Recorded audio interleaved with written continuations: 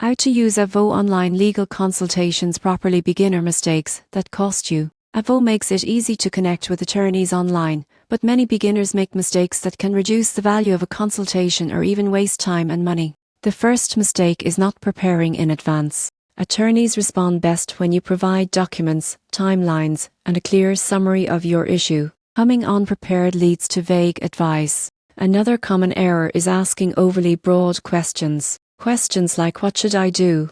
are difficult to answer.